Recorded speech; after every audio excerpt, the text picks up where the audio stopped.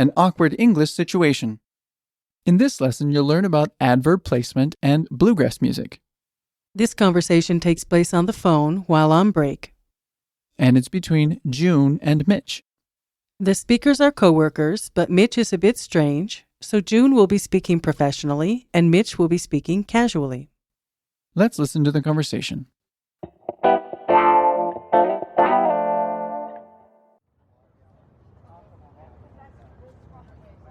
So how do you categorize your music?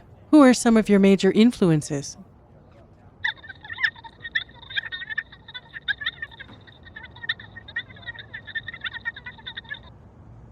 You know, I'm actually not familiar with your uncle's bluegrass band. However, thank you anyway, and have a nice day. What was that about? I'm helping my sister find a band for her wedding. Then today, sir, is your lucky day. Just giving you a heads up. I'll handle it from here. You're going to help me find a band? No. You misunderstand. You found your band. I'll play your sister's wedding. Wait a minute. You have a band? I started a new age punk band last week. And you want to play punk music at my sister's wedding? Won't it be awesome? My big debut in the spotlight. Next step, the big time. You know, my sister's tastes run a little more classical. But you haven't heard us play. I'd hate to think you'd unfavorably prejudge us.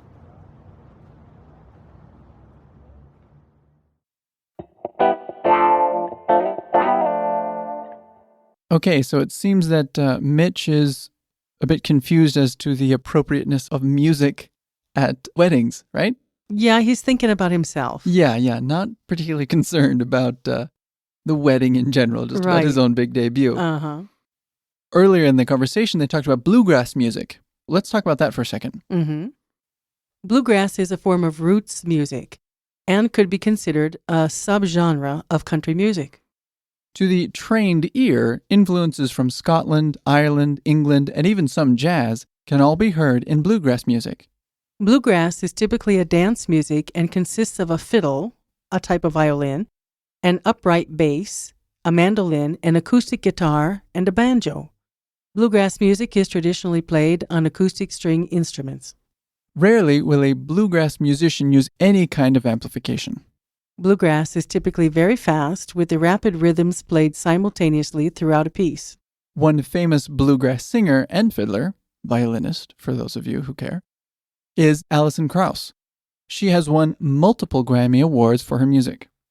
Let's take a look at the vocabulary for this lesson. The first word we'll look at is Categorize. place in a particular class or group. Categorize. Categorize. Our next word is Influence. power to affect something or someone. Influence. Influence. Next is Major. big, very important. Major. Major. Next we have Bluegrass. a kind of country music influenced by jazz and blues. Bluegrass. Bluegrass. Next is However. used to introduce a statement that contrasts with or seems to contradict something previously said. However. However. Next is Handle. to feel, manipulate, drive, or control with the hands or influence. Handle. Handle. Next is Misunderstand. fails to interpret or understand. Misunderstand. Misunderstand. Next we have Prejudge.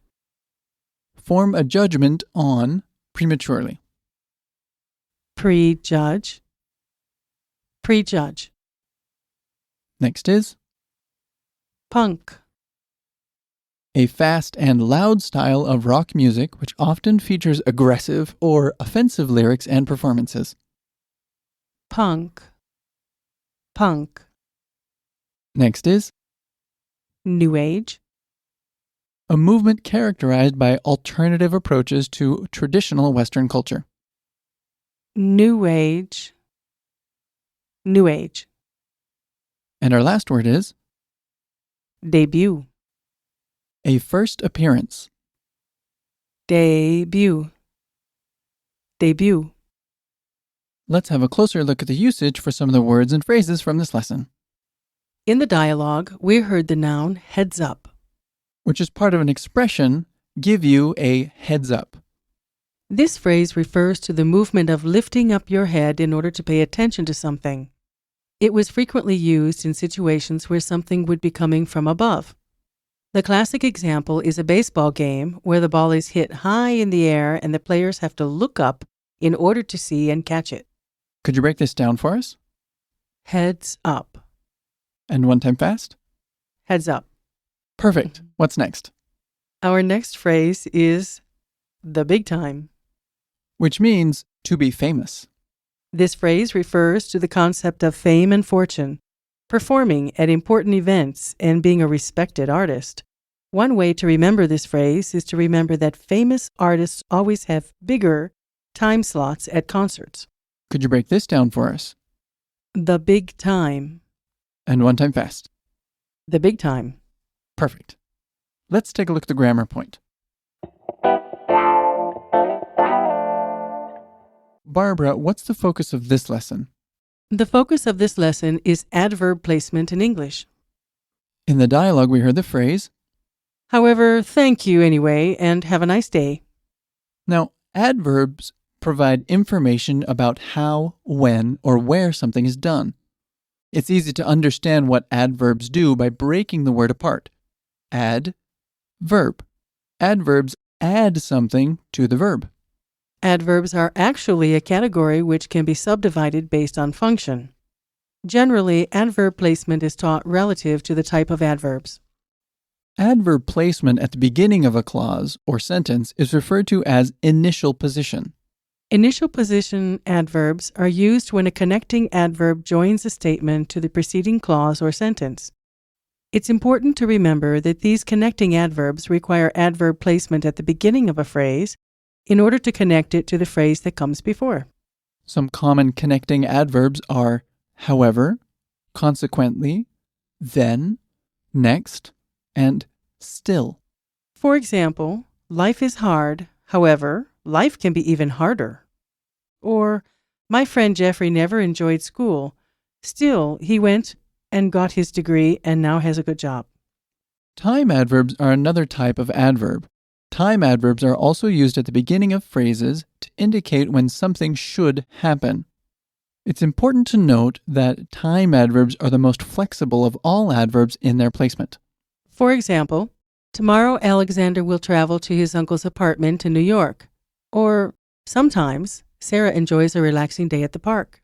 Now let's take a look at adverbs in the middle position or mid position. First, we'll look at focusing adverbs. Adverb placement of focusing adverbs generally takes place in the middle of a sentence or in the mid position.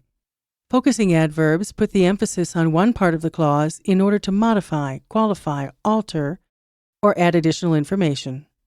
Adverbs of frequency, such as sometimes, usually, never, etc., or adverbs of certainty, probably, certainly, etc., and comment adverbs, such as intelligently, expertly, or adverbs that express an opinion, can all be used as focusing adverbs.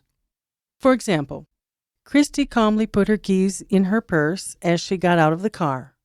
Or, we will certainly buy a legal copy of Microsoft Office. Now, remember that adverbs of frequency are always placed before the main verb, rather than the auxiliary verb. For example, I don't often go to San Francisco, not I often don't go to San Francisco. Now let's look at adverb placement in the end position. Adverb placement is usually at the end of the sentence or phrase. While it's true that adverbs can happen in the initial or mid position, as we discussed, it is also true that adverbs are generally placed at the end of a sentence or phrase. Let's look at 3 of the most common types of adverbs placed at the end of the sentence or phrase. First, we'll look at adverbs of manner. Adverb placement of adverbs of manner usually occurs at the end of a sentence or clause. Adverbs of manner tell us how something is done. For example, Alana hasn't done her report accurately, or Paul does his English homework carefully. Adverbs of place also occur in end position. Adverbs of place tell us where something is done. For example, Barbara is cooking chicken stock downstairs, or I'm working in the yard outside. Last, we'll look at adverbs of time. Adverb placement of adverbs of time usually occurs at the end of the sentence or clause. Adverbs of time tell us when something is done. For example, their meeting took place at 9 o'clock, or Cynthia is going to the dentist tomorrow morning. That just about does it for today. Thanks for listening. See you later.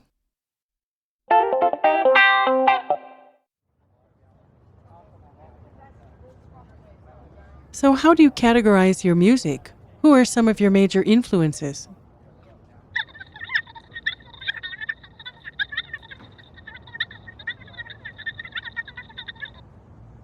You know, I'm actually not familiar with your uncle's bluegrass band. However, thank you anyway, and have a nice day. What was that about? I'm helping my sister find a band for her wedding. Then today, sir, is your lucky day. Just giving you a heads up. I'll handle it from here. You're going to help me find a band?